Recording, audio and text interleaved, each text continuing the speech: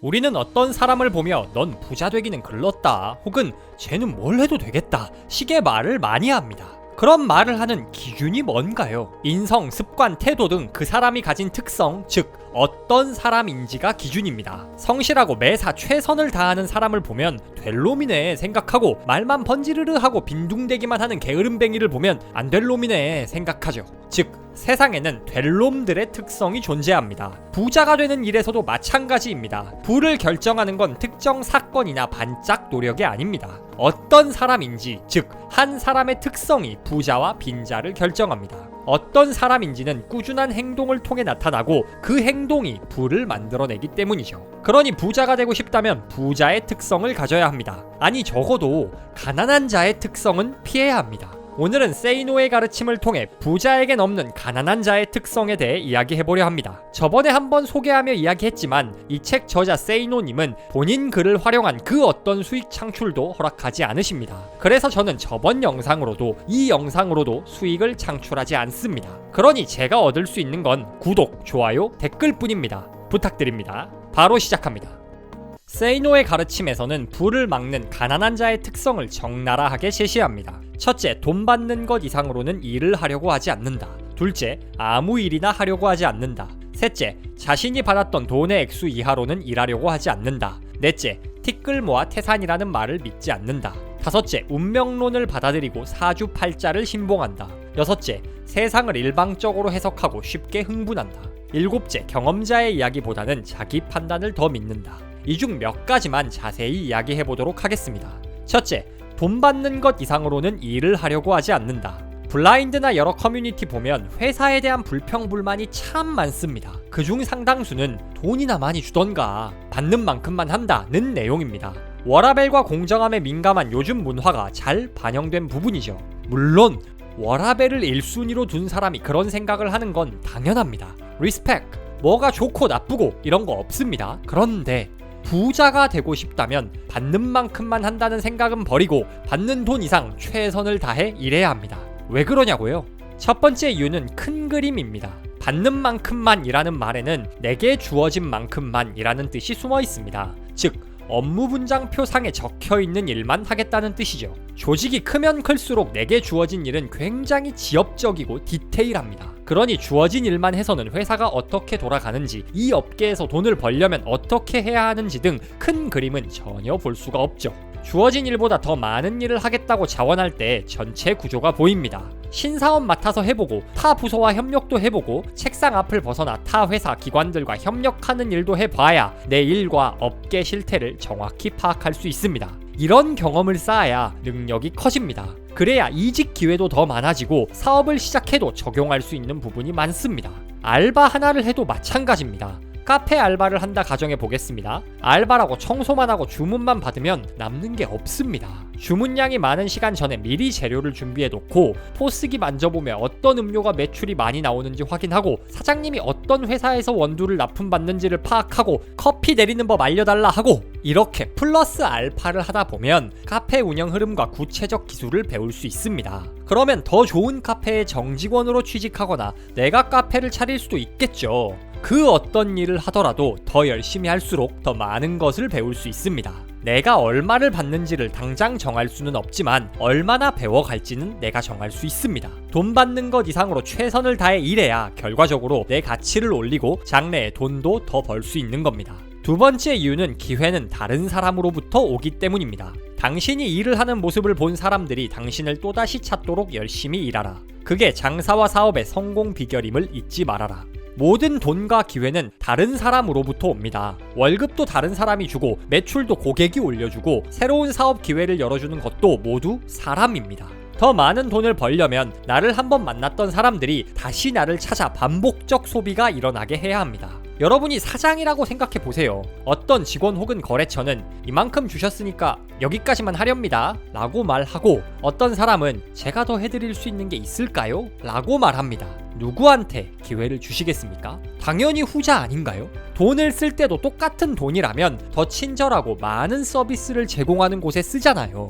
받는 만큼만 일해라 라는 말이 인기 있는 이유는 대부분 사람들이 고용주가 아닌 피고용인 입장이기 때문입니다. 부자가 되려면 그런 말에 휘둘리지 않고 받는 돈 이상을 주려는 태도가 있어야 합니다. 노회근성 싶냐? 너 우리 사장이냐? 생각하실 수 있는데 잘 생각해 보세요. 기회는 여러분 옆에서 야, 돈 주는 만큼만 일해 라고 말하는 동료에게서 오지 않습니다. 여러분에게 돈을 주는 힘 있는 사람에게서 옵니다. 사업하시는 분들 이야기를 들어보면 취업난이 아무리 심하다 해도 사람이 없다라고 말합니다. 진짜 사람이 아무도 없다는 게 아니라 제대로 일할 사람이 없다는 뜻이죠. 힘있고 돈 있는 이들은 받는 돈 이상으로 열정을 가지고 일할 사람에 항상 목말라 있습니다. 우리가 그런 사람이 될 때 우리도 부자가 될 기회가 열립니다. 둘째, 아무 일이나 하려고 하지 않는다. 우리나라 취업 시장을 보면 항상 대기업은 구직난인데 중소기업은 구인난입니다. 대기업이 돈도 많이 주고 복지도 좋으니 당연한 현상이긴 하지만 유독 우리나라가 중소기업 회피가 심한 것 같습니다. 사회적 평판이나 시선을 신경 쓰는 문화도 한몫하고 중소기업 처우가 열악한 것도 있지만 한편으론 난 이런 일 할 사람이 아니야 라는 생각도 큰 부분을 차지합니다. 물론 대기업 취업 준비할 여유가 되고 그게 내 꿈을 위해 필요한 일이라면 상관이 없지만 문제는 일을 고를 만한 능력도 여유도 없는 사람들조차 난 그런 일은 못해 하며 자존심만 세우고 허송세월하는 경우가 많다는 겁니다. 예전에 드라마 보면 아버지가 실직했는데 실직 사실을 감추고자 양복을 입고 집에서 나와 등산을 가거나 동네 공원에 앉아 한숨 쉬는 모습이 많이 나왔습니다. 전 항상 들었던 생각이 아니 잘렸으면 새 직장을 구하거나 그것도 여의치 않으면 편한 옷 입고 나와 막노동을 하든 어쨌든 뭐라도 할 생각을 해야지 왜 저러고 있지? 싶었거든요. 야, 일이 없을 수도 있지. 몸이 어디 아프다면 모를까 대한민국 역사에서 사지 멀쩡한 사람이 아무리 노력해도 막노동 일자리 하나 구할 수 없던 때가 존재할까요? 6.25 직후나 IMF 정도? 대기업을 다녔어서 내가 그래도 좋은 대학 나온 사람이라 소위 막일은 못한다고요? 그게 말이 되나요? 실직한 가장 예시를 들었지만 취업 준비하는 젊은 세대도 마찬가지입니다. 독서실 간다고 나가서 스마트폰만 들여다보다 집에 오고 스터디한답시고 이성과 시시덕거리다 들어오고 그러면서 집중해야 된다는 핑계로 알바 하나 안 하면서 부모님 등골 뽑아먹고 있고 그러면서도 내가 좆소 갈 사람은 아니지 하면서 대기업에만 원서 넣고 합격선 근처에도 못 가는 시험만 몇 년째 보고 있고 물론 최선을 다하고 계신 멋진 분들은 빼고 하는 말입니다. 아무튼 돈을 벌어야 되는 상황이라면 배달을 하든 막노동을 하든 좆소 기업에 취직하든 가리지 말고 일단 일을 해야 되는데 나 그런 일 할 사람 아니야 하면서 일을 가려서 합니다.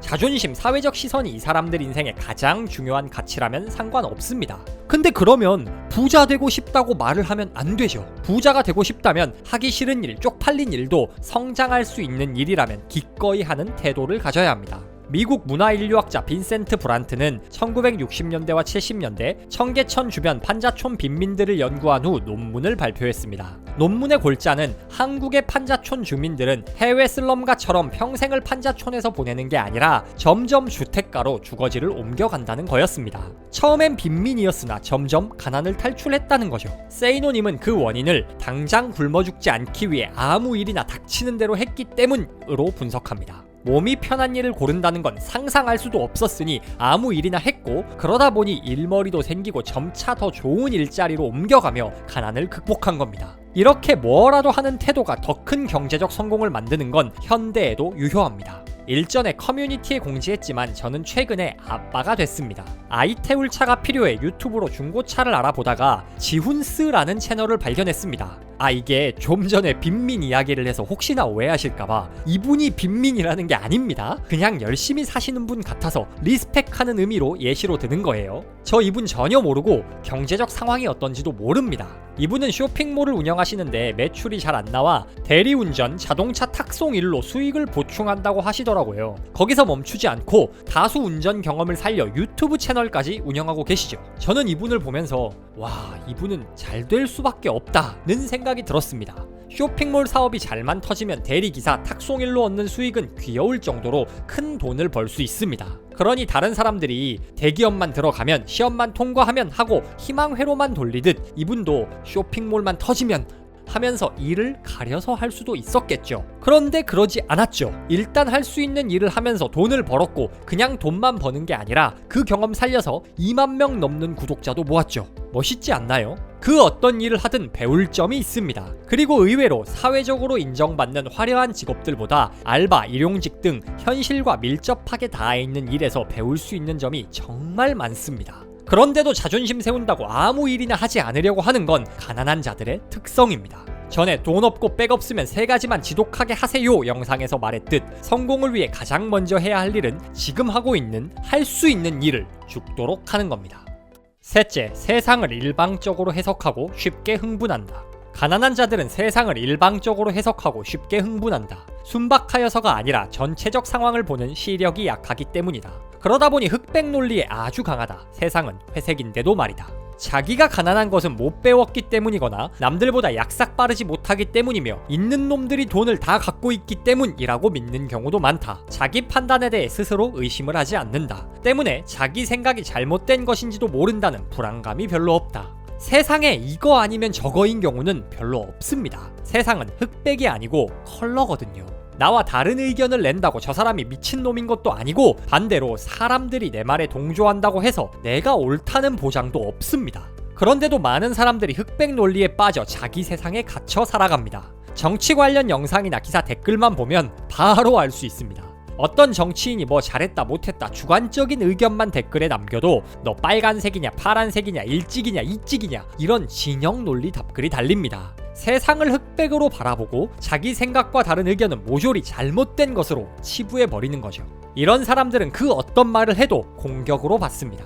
자신이 틀릴 수 있다는 사실 자체를 인정하지 않습니다. 그러니 다른 사람 생각을 이해하려 하지도 않고 다른 사람이 뭘 좋아하는지는 더더욱 생각하지 않습니다. 이런 독불장군적 태도는 가난을 불러옵니다. 부자가 된다는 것은 다른 사람들의 호주머니 속에 있는 돈이 그들의 자발적 의사로 내 호주머니 속으로 건너와 쌓이게 되는 것을 의미한다. 그런데 다른 사람들이 뭘 좋아하고 뭘 싫어하는지를 모른다면 그들이 지갑을 열 리가 없지 않겠는가? 때문에 나는 타인에게 무심한 사람들은 이 세상에서 전혀 부자가 될 수 없다고 단언하는 것이다. 돈을 버는 모든 행위는 타인의 필요를 채워주는 일입니다. 사람들이 좋아하고 필요로 하는 집, 옷, 차, 영상, 책을 만들어야 돈을 벌 수가 있죠. 그런데 자기가 무조건 옳다 생각하고 다른 사람들이 뭘 좋아하면 저거 다 한때 유행이야.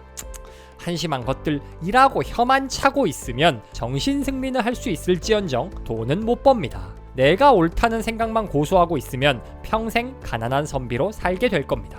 흑백 논리가 가난을 만드는 또 다른 이유는 자기 기준에 맞춰 일하게 만들기 때문입니다. 이제 무슨 일을 하건 당신의 기준을 바꾸어라. 당신이 정한 기준으로는 절대로 부자가 되지 못한다. 부자들은 세상이 원하는 기준으로 일을 하여온 사람들이다. 세상이 원하는 기준은 당신이 생각하는 것보다 훨씬 더 높고 넓고 깊다. 세상의 기준에 맞춰 일하라. 그래야 부자가 된다. 가난한 이들은 이 정도면 됐지 뭐 하는 자기만의 기준에 맞춰 일합니다. 고용주가 세상이 요구하는 기준은 그게 아닌데 자기 힘들다고 뭐 괜찮구먼 하며 멋대로 일을 끝냅니다. 이게 세상이 살라는 대로 주관 없이 따라 살라는 게 아니고 일을 할 거면 사람들이 기대하는 이상을 해내라는 겁니다. 최근에 한 아파트에서 벽면 도배 하자보수 신청했더니 벽에 그냥 사세요 라고 초록 문구를 써놓아 큰 논란이 됐던 적이 있습니다. 그 벽면 하나 도배 안 해도 집에서 그냥 살 수는 있겠죠. 초록 글 써놓은 사람 입장에선 뭐 이 정도로 난리야 생각했을 수도 있겠죠. 그런데 여러분이 돈을 내는 입장이면 그런 사람을 다시 고용하시겠어요? 건설을 맡긴 사람과 그 집에 들어갈 사람 기준에선 많이 바란 것도 아니고 적어도 하자 없는 깨끗한 집을 원했을 겁니다. 그 기준은 맞춰야죠. 그래야 다시 그 사람, 그 건설사에게 일을 맡기죠. 자기 기준대로 대충 일해놓고 사람들이 내게 돈을 주고 부자가 되길 바란다? 미친 겁니다. 그 어떤 일을 해도 마찬가지입니다. 내가 생각하기에 적당한 수준 말고 세상이 만족할 만한 수준으로 일해야 부자가 될 수 있습니다. 제가 책 읽지도 않고 대충 구글링해서 남들이 써놓은 책 리뷰 짜집기 하면 영상 편하게 만들 수 있을 겁니다. 저는 편하고 좋겠죠. 그런데 그렇게 하면 구독자님들 다 떠나실 겁니다. 요즘 유튜브 콘텐츠 수준이 얼마나 높은데요. 책 직접 다 읽고 그 중에서도 좋은 문장만 요약하고 그걸 또 한 주제로 재구성하고 한 편 대본 쓰는 데만 며칠을 쏟아 부어야 구독자님들이 좋아하시는 지금 퀄리티가 나오거든요. 그게 세상이 제게 원하는 기준입니다. 세상 기준에 맞춰 일하세요. 자기 기준대로 적당히 이 정도면 됐지 하며 주관에 빠져 사는 사람은 평생 가난할 수밖에 없습니다. 세상 기준 이상으로 완벽하게 일하는 사람을 보며 우리는 될 놈이다 라고 평가합니다. 여러분은 될 놈인가요? 부를 창조하는 건 특정 사건이 아닌 한 사람의 특성, 그로 인해 반복되는 행동입니다. 그러니 부자가 되고 싶다면 최소한 가난한 자들의 특성은 버려야 합니다. 가난한 이들은 돈 받는 것 이상으로 일하려고 하지 않습니다. 이런 태도는 굴러 들어오는 돈과 기회를 발로 차버리는 것과 마찬가지입니다. 여러분이 일하는 모습을 본 사람들이 다시 여러분을 찾게 만들 때 부를 얻을 수 있습니다. 가난한 이들은 아무 일이나 하려 하지 않습니다. 난 이런 일 할 사람이 아니야. 자존심 세우며 근사한 일만 하려 합니다. 그러나 부자가 될 사람들은 당장 할 수 있는 일에 최선을 다하며 경험과 능력을 키워가는 사람들입니다. 가난한 이들은 세상을 일방적으로 해석하고 쉽게 흥분합니다. 그러니 우리는 내가 틀릴 수도 있음을 인정하고 다른 사람들에게 시선을 맞춰야 합니다. 다른 사람이 뭘 좋아하는지, 어떤 수준을 원하는지 파악하고 그에 맞춰 일해야 부자가 될 수 있습니다. 세이노의 가르침은 오늘 소개한 내용 외에도 부자가 되기 위해 버려야 할 혹은 가져야 할 수많은 인사이트를 담은 책입니다. 1000억 자산가인 세이노님이 남 눈치 1도 보지 않고 솔직하게, 때로는 욕설도 섞어가며 강하게 부자의 생각을 담아낸 책입니다. 부와 성공을 위해 가는 중 가끔 나태해질 때 팩트로 싸대기 때리며 동기부여해줄 사람이 필요하신 분들께 이 책을 강력히 추천합니다.